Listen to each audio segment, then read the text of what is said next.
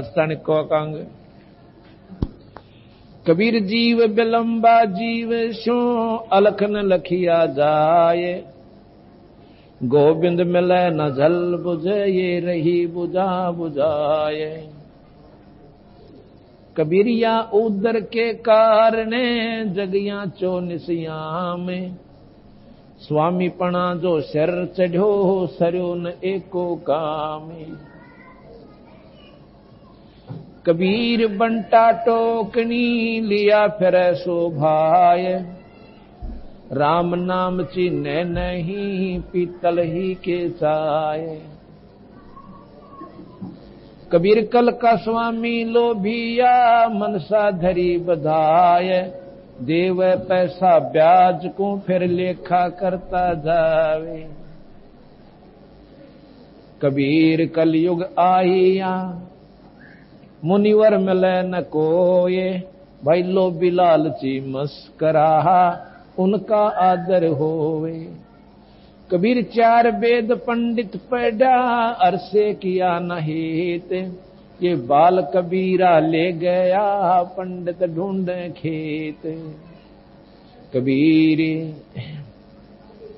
साकट सन का जेवड़ा, विज्ञात कर डावे। दो अक्षर गुरु बाहेरा ये बंधा जमपुर जावे। कबीर साकट तैं सुकर भला सोचा राखे गांव, बूढ़ा सा कुट बापड़ा बैठ सुबरनी नावे। कबीर साकट ब्राह्मण जिन मेले बैसणो मिलो चंडाल, अंक माल दे बैठिए मानो मिले गोपाल। कबीर पाड़ोसी से रूसना तिल तिल सुख की आन, पंडित हुए शराबी और पानी पीवे छान। कबीर व्यास कथा कहें भीतर वेद नाही, औरों को प्रमोदता ये गए मोर कमाई। कबीर चतुराई सुअ पड़ी सोए पिंजर माही, फिर प्रमोद आन को अपन समझ नाही। कबीर रास पराही राखता खाया घर का खेत, औरों को प्रमोदता मुंडे पड़ गया रेत। कबीर कह पीर को तू समझाव सबको ये, संसा पड़ेगा आपको तो और कहीं क्या होए। कबीर तारा मंडल बैठ के ये चांद बढ़ाई खावे, उदय भया जब सूरज का स्यों तारा छिप जावे। कबीर देखन के सबको भले जैसे शीत के कोटे, रवि के उदय ना दिसे ही और बंधे न जल की पोटे।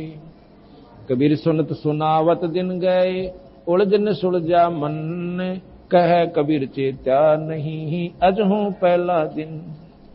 कबीर तीर्थ कर कर जगमोया उड़े पानी नहाए, रामई राम ना जप्या ये काल घसीटे जाए।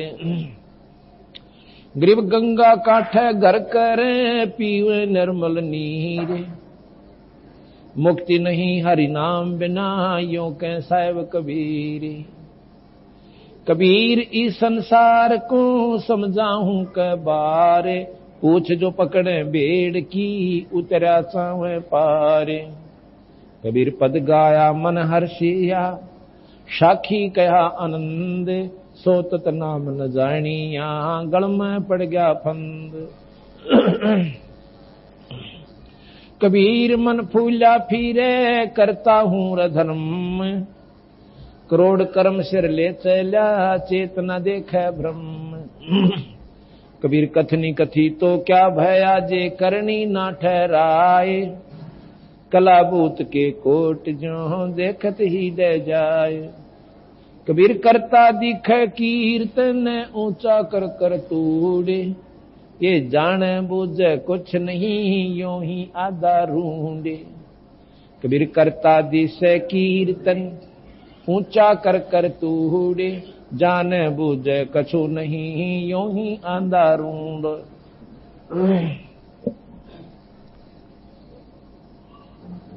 इस चाणक्य के अंग में बंदी छोड़ कबीर साहब ने बताया भाई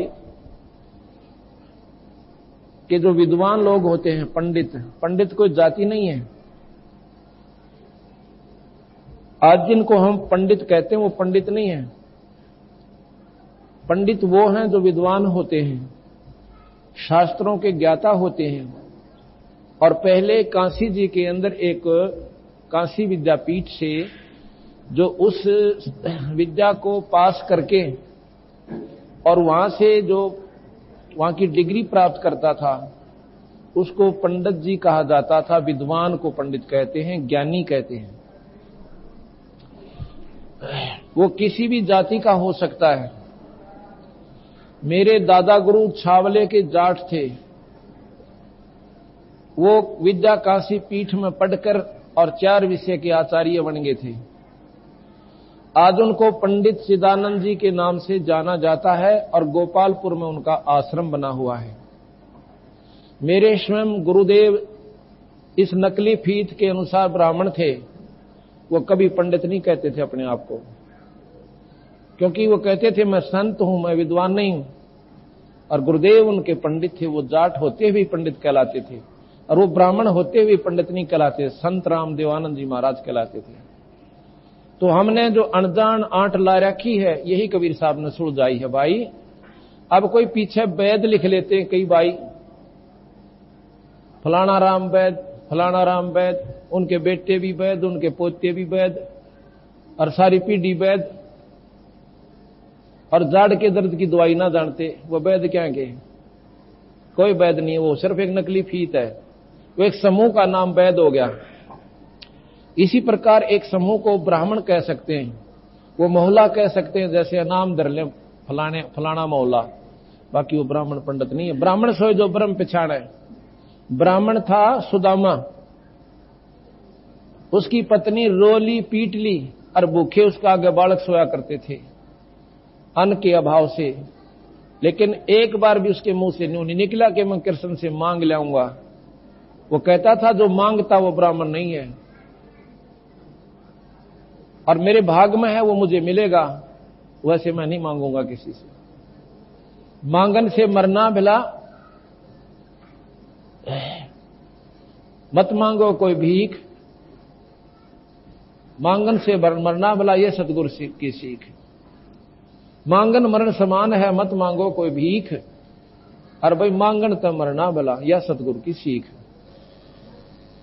वो इस बात को पूर्ण रूप से जानते थे सुदामा जी, लेकिन वो उनकी पत्नी ना मानी, फिर भी वो उनके पास चली गई। ना मानने से, दबाव देने से 7 दिन कृष्ण जी के पास रह के आगे अपने मुंह से ये नहीं कहा कि हम भूखे सोते हैं। कृष्ण जी पूछे कि हाल है विप्र जी? अकति मौज हो रही से महाराज जी, थारे बागते ठाठ हो रहे, कोई दिक्कत नहीं है। और 7वें दिन नौका ने उठ के आ गया, उसको ब्राह्मण कहते हैं। अरे डोंगरच के अपना पेट भरने की खातिर दुनिया को गुमराह करते हैं, वो तो महाराज ने उनको साकेट कहा है, वो ब्राह्मण नहीं है।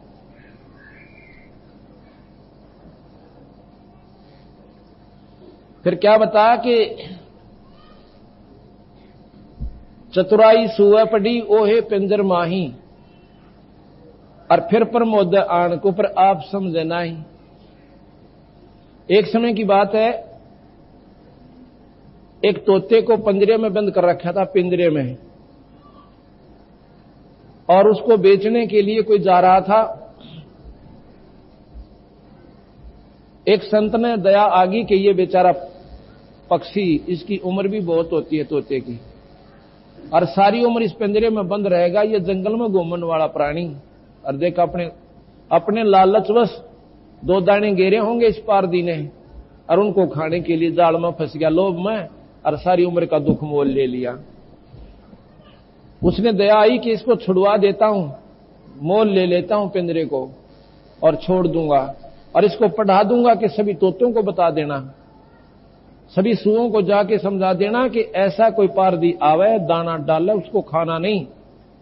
तुमने मेवा की कमी है यहां पर बाग में, लेकिन वो लालच नीच नकीब है इन फौजा माही। महाराज की लालच नीच है ना, बेरा कित डबो दे इस इंसान ने। करोड़पति मन माने 10 रुपया बजात दे दे, ऐसा कसूता काम है इसका मन का। तो वो कहने लगा, भाई तोता बेचने वाले कैसे देता है? कि 5 रुपए में पिंजरा और तोता दोनों, अगले 5 रुपए और दे दे। लाकर उस तोते से पूछा, रहा भले पुरुष, भले भगत, तुम क्यों कर फंसा इस कैद में? कहने लगा, जी मेरी बुद्धि भ्रष्ट होगी। अच्छी मेवा खाता था, जंगल में घूमा करता था, मनमाने फलों को चाक चाक कर खाता था, और इन्होंने एक ऐसा दाना डाला, उसको खान के लालच में मैं जाल में फंस गया। कहने लगा, मैं तुझे छोड़ दूं तो आगे गलती नहीं करेगा? अगर नहीं करूं जी कती भी। और एक काम और करना, सभी को जाके समझा देना कि पारदी आवेगा, जाल बिछावेगा और दाना डालेगा, और तुम खाओगे नहीं तो फंसोगे नहीं। अगर जी ठीक सर। उसको खूब रटा दिया। जब तोता बढ़िया सुनाने लग गया ना, बार बार इसको बोल बोल के, उस दिन उसको छोड़ दिया। वो फुर्र देसी उड़ के और बाग में आ गया। सभी पक्षी कहने लगे, तू कैसे आ गया भाई बच के? कि ऐसे ऐसे गुरुदेव की मेहर हुई, उन्होंने मुझे एक मंत्र भी बताया है, और आगे नहीं फंसू मैं, और तुम भी चौकस रहना। सबको वो 2 हाथ उठा दिया कि पारदी आएगा, जाल बिछाएगा, दाना डालेगा। हम दाना नहीं खाएंगे तो जाल में नहीं फंसेंगे। सारे तोते बैठ कर सामने आरती करें, को 100 बार दुरवा दे उनको, और फिर वो दिन में भी मंडे रहे, पारदी आएगा, दाना डालेगा, जाल बिछाएगा, हम नहीं खाएंगे तो जाल में नहीं फंसेंगे। एक दिन एक शिकारी जाता है तोते पकड़ने के लिए। जब उसने काना में आवाज पड़ी कि ये तोते तो आज सारे न्यू कह रहे हैं कि पारदी आवेगा, जाल बिछावेगा, और हम दाना नहीं खाओगे तो हम नहीं फंसेंगे। उन्हें सोचा ये तो किसी ने पढ़ा दिए भाई। आज तो 15 किलोमीटर पैदल चल के आया, और या तो मेरी निष्फल गई यात्रा, एक भी ना फंसे। फिर उन्हें सोचा चल आया है ना, जाल तो बिछा, ये ना तो कोई और पक्षी फंसेगा, खाली तक के जाऊंगा। उसने जाल बिछा दिया दाने डालकर। अब सबसे पहले जो मेरे जैसा जो घना बोलिया करता, चौधरी पाक रहा था, उनका प्रधान हो रहा था, वो गाता यही शब्द, पारदी आवेगा, जाल बिछावेगा, दाना डालेगा, हम खाएंगे नहीं तो फंसेंगे। क्यों? सबसे पहले वो ही गया, और इसी शब्द को गाता हुआ। उसकी देखा देखी वो पीछे क्यों रहे थे, वो उसके गेल वो पहुंच गए। सारे के सारे साथी सब कह रहे हैं कि पारदी आएगा, दाना डालेगा, जाल बिछाएगा, हम खाएंगे नहीं तो फंसेंगे क्यों? शिकारी ने सोचा तो बोली बूझ रट रट रहे हैं, इनका पल्ला कुछ नहीं। उन्हें ठह डोरी खींची, सारे जाल कम है, और गेर का कंधे पर चाल पड़ा। अब उसके अंदर पड़े पड़े भी यही शब्द गा रहे हैं वो, पारदी आवेगा, जाल बिछावेगा, दाना डालेगा, हम खाएंगे नहीं तो हम फंसेंगे नहीं। मूर्खन को पूछने वाला हो कि कैद में फंसे पड़े और गीत वो गाने लग रहे। इसलिए कहते हैं कि चतुराई सुआ पड़ी और ओ भी पिंजर माही, औरों को प्रमोदता पर आप समझे नहीं। तो इस प्रकार जैसे एक कथा थी, एक समय एक विद्वान किसी दिन किसी कार्यवश शहर में जाना पड़ गया गांव से, और 2 किलोमीटर स्टेशन पड़ता था, 2-3 मील पे।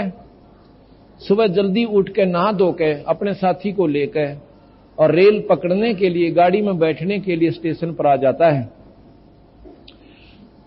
ऐसे समय पर पहुंचे कि गाड़ी की टिकट ही ले पाए थे, गाड़ी आ गई, गाड़ी में चढ़ गए। गाड़ी का डिब्बा खचाखच भरा हुआ था। तो उसने कहा, जब गाड़ी चल पड़ी, जो बैठे हुए यात्री थे उनसे कहा कि जरा मुझे बैठने का जगह दे दो।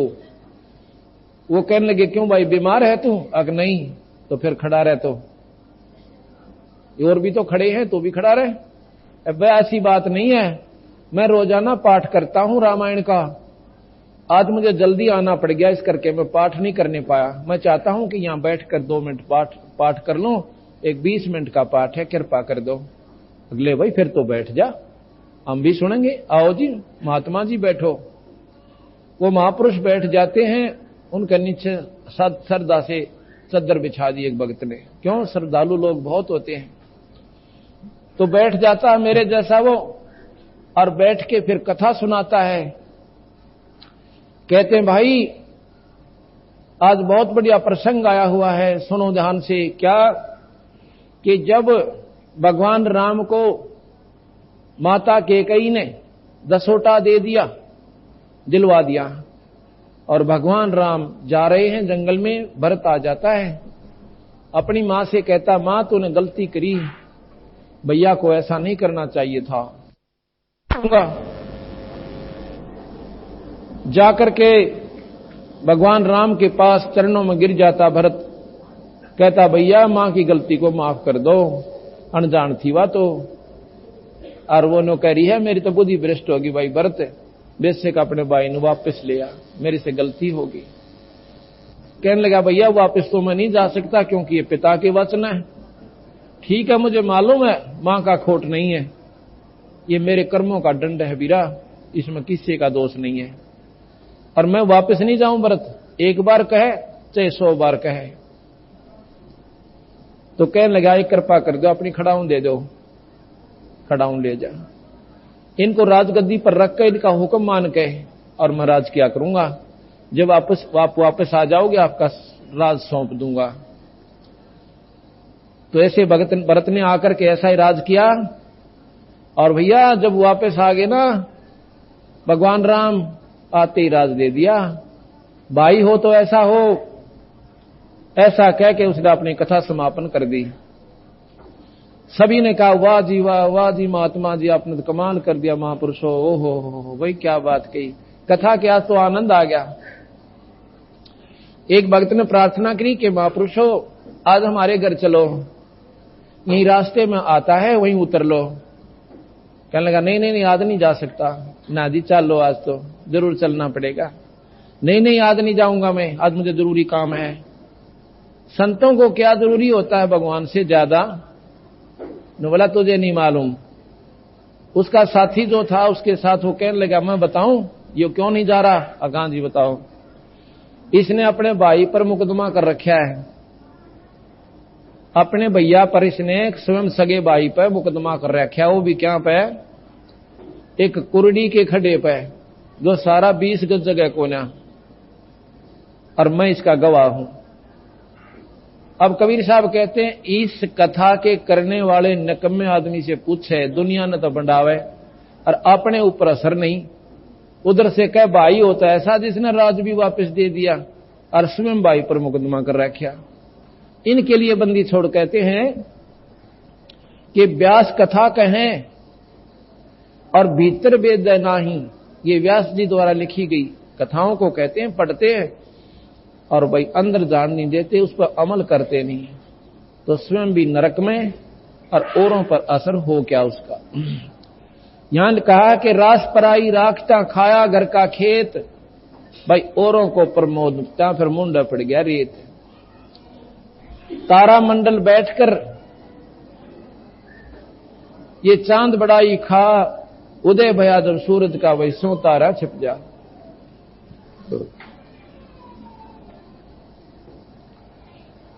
कबीर तीर्थ कर कर जगमोया, भाई उड़े पानी नहा। अब तीर्थ में क्या होता है? एक तालाब हो सा लंबा चौड़ा, 2-4 मंदिर बने हुए होते हैं और 5-4 घाट, और उसमें स्नान करके ये प्राणी अपनी मुक्ति चाहता है।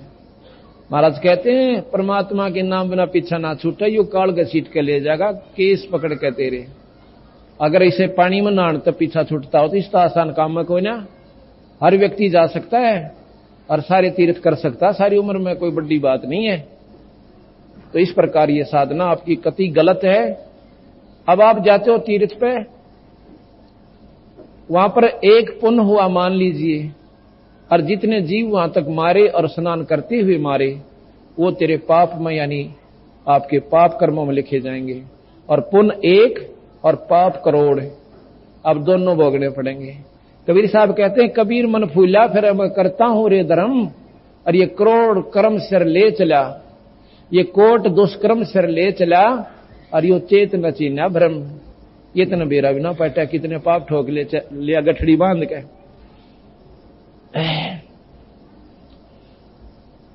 कबीर तीरथ कर कर जगमोया, उड़े पानी नहाए, राम राम ना जप्या काल घसीट जाए। कबीर काशी काठे घर करें, कबीर गंगा काठे घर करें और पीवे निर्मल नीर। भाई मुक्ति नहीं हरि नाम बिना न्यू कह रहे साहिब कबीर। नाम के बिना जीव छुटकारा नहीं है, चाहे गंगा के किनारे मकान बना कर रह लो। गंगा का कार्य है, पवित्र जल है, सभी से उत्तम जल है इस वर्ल्ड का। इस संसार में सबसे निर्मल और स्वच्छ जल है, लेकिन जल जल का ही कार्य करेगा, ना कि मुक्ति का। ऐसा लिखा है शास्त्रों में, शिव पुराण में, कि जब गंगा ने नीचे आना पड़ा मृत मंडल में, वो भगवान विष्णु के सामने रोती है, कहने लगे भगवान मैं जाऊं कैसे? उसमें पापी लोग नहाया करेंगे मेरे में और मैं पापनी हो जाएंगी।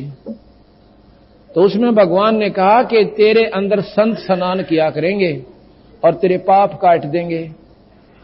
जब गंगा स्वयं संतों से पाप कटवाती है तो बंदी छोड़ कबीर साहब यही कहते हैं कि संत रूपी गंगा के पास जाकर उसमें गोते ला ले। जो गंगा के भी पाप काटे, आप उसी से क्यों ना डायरेक्ट कटवा लो? इस प्रकार इन बातों को सोचने बिना बात रहेगी। काशी गंगा काठे घर करें पीवे निर्मल नीर। भाई मुक्ति नहीं हरि नाम बिना यो कह साहिब कबीर। कबीर इस संसारे को समझाऊं कै बारे। ये पूछ पकड़ रे भेड़ की और उतरा चावे पारे। ओए होए, अच्छी तेज दरिया बह रही है और किसी ने पूछ लिया कि मैंने दरिया से पार जाना है, और अनजान ने, जिसने स्वयं नहीं ज्ञान था कि कैसे पार होता है, एक भेड़ की पूंछड़ पकड़ा दी कि इसको ऐसे नदी में डाल देना और तुझे परले पार निकाल देगी। ये छोटी साधना, ओछी साधना भवसागर से पार करने की नहीं है। ये तो ऐसे है जैसे भेड़ की पूंछ पकड़े बैठे हो। वो कौन कौन सी? तीर्थ और व्रत करना, केवल पाठ शास्त्र का करते रहना और पूर्ण परमात्मा सतपुरुष कबीर साहब का जाप ना करना। ये पेट भेड़ की पूंछ बताई। ये कनागत, श्राद्ध, रोजे, ये सब आपको यहीं उलझा कर रखने योग्य हैं कि कब के हैं।